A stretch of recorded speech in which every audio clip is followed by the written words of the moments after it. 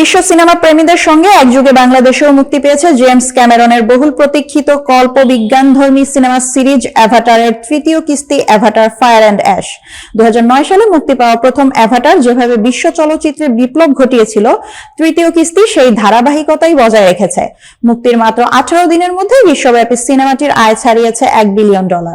ভ্যারাইটির তথ্য অনুযায়ী যুক্তরাষ্ট্রের বক্স অফিস থেকে এসেছে $306 মিলিয়ন, আর আন্তর্জাতিক বাজার থেকে আয় হয়েছে $777.1 মিলিয়ন।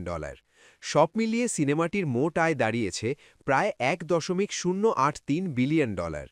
এর আগের দুই কিস্তির সঙ্গে তুলনা করলে দেখা যায় 2009 সালের অ্যাভাটার 17 দিনে এবং 2022 সালের Avatar the way of water মাত্র 14 দিনেই $1 বিলিয়ন মাইলফলক স্পর্শ করেছিল।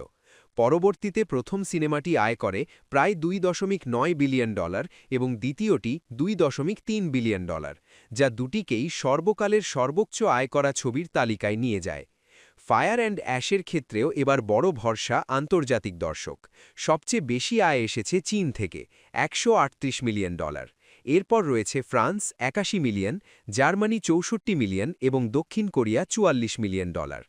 করোনা পরবর্তী সময়ে এই সাফল্যের মধ্য দিলে ডিজনির বৈশ্বিক বার্ষিক আয় প্রথমবারের মতো ছাড়িয়েছে $6.58 বিলিয়ন, যা স্টুডিওটিকে আবারও বাজারের শীর্ষে পৌঁছে দিয়েছে।